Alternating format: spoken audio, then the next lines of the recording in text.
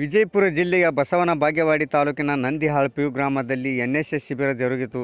ಆರೋಗ್ಯ, ಪರಿಸರ, ರಾಷ್ಟ್ರೀಯ ಭಾವೈಕ್ಯತೆಯ ಅರಿವು, ಪ್ರಗತಿಪರ ಚಿಂತನೆ, ರಕ್ತದಾನ ಶಿಬಿರ ಸೇರಿದಂತೆ ಹಲವಾರು ಕಾರ್ಯಕ್ರಮಗಳನ್ನು ಎನ್ಎಸ್ಎಸ್ದ ಗುರಿ ಎಂದು ಪ್ರೊಫೆಸರ್ ಮಲ್ಲಿಕಾರ್ಜುನ್ ಎಂ ಲಕ್ಷ್ಮೀಶ್, ದೈಹಿಕ ಶಿಕ್ಷಣ ನಿರ್ದೇಶಕರು ದೇವರಹಿಪ್ಪರಗಿ ಮಾತನಾಡಿ, ಎನ್ಎಸ್ಎಸ್ವು ಗುರು ಹಿರಿಯರಿಗೆ ಗೌರವಿಸುವುದನ್ನು, ಶಿಸ್ತು ಹಾಗೂ ಸ್ವಚ್ಛತೆ ಬಗ್ಗೆ ಕಲಿಸಿಕೊಡುತ್ತದೆ.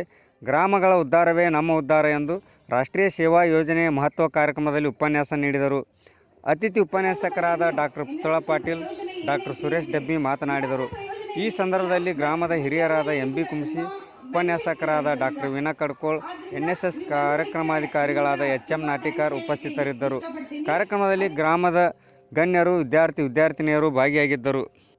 ಅಂದರೆ ತಂಡ ಕಟ್ಟಿಕೊಳ್ಳೋದು. ನಾವೀಗ ಒಂದು ತಂಡಗಳನ್ನು ಮಾಡಿದ್ದೀವಿ.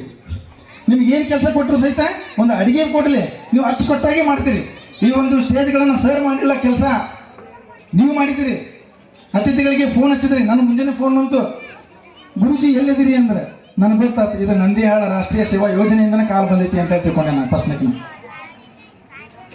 ಈ ರೀತಿ ನೀವೇನಪ್ಪ ಅಂತಂದ್ರೆ ಒಳ್ಳೆಯ ಟೀಮ್ ಲೀಡರ್ಗಳಾಗ್ತೀರಿ, ಒಳ್ಳೆಯ ಭಾಷಣಕಾರರಾಗ್ತೀರಿ.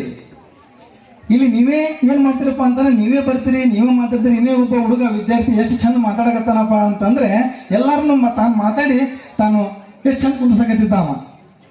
ನೀವು ಪ್ರತಿಯೊಬ್ಬರು ಕೂಡ ನೀವು ಫಸ್ಟ್ನೇ ನೀವು ಸ್ಟಾರ್ಟಿಂಗ್ ಏನಾಗುತ್ತಪ್ಪ ಅಂತಂದ್ರೆ ಸ್ವಲ್ಪ ಭಯ ಬರುತ್ತೆ.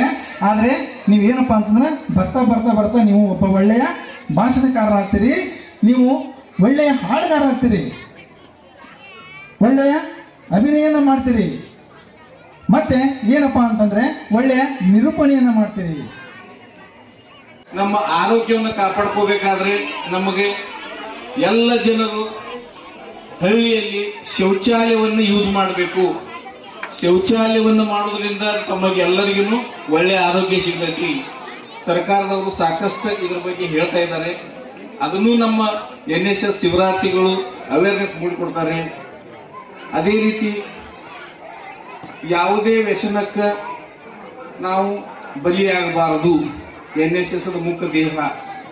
ವ್ಯಸನ ಅಂದ್ರೆ ಒಂದು ಟೊಬ್ಯಾಕೊ ಚಿವಿಂಗ್ ಅಂದ್ರೆ ಇಲ್ಲಿ ತಂಬಾಕು ತಿನ್ನುವುದು, ಮದ್ಯಪಾನ ಮಾಡುವುದು, ಇವು ಎರಡಕ್ಕೂ ನಾವು ಗುರಿಯಾದರೆ ನಮ್ಮ ಜೀವನ ಕುಂಠಿತ ಆಗ್ತೈತಿ, ನಮ್ಮ ಏಳಿಗೆ ಕುಂಠಿತ ಆಗ್ತೈತಿ. ನಮ್ಮ ಏಳಿಗೆ ಕುಂಠಿತ ಆದ್ರೆ ನಮ್ಮ ಊರಿನ ಏಳಿಗೆ ಕುಂಠಿತ ಆಗ್ತೈತಿ, ನಮ್ಮ ಮನೆತನದ ಏಳಿಗೆ ಕುಂಠಿತ ಆಗ್ತೈತಿ. ಎಲ್ಲರಿಗೂ ಗುರುತಿದ್ದು ನಾವು ತಂಬಾಕು ಸೇವನೆ ಮತ್ತು ಮದ್ಯಪಾನಕ್ಕೆ ನಾವು ಈ ವೇದಿಕೆ ಮೂಲಕ ನಾನು ನಂದಿಹಾಳ ಗ್ರಾಮದ ಎಲ್ಲ ಜನತೆಯಲ್ಲಿ ವಿನಂತಿಸುತ್ತೇನೆ.